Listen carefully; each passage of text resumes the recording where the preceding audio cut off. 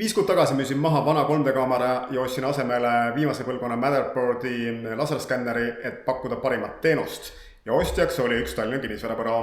Hiljuti küsisin selle kinnisvarabüroo juhi käest, et kas nendest virtuaaltuuridest, mis te nüüd teete oma objektidest, et kas nendest on maakleritel üldse mingit kasu olnud ja kas see on üldse mingitki moodi mõjutanud teie tööd.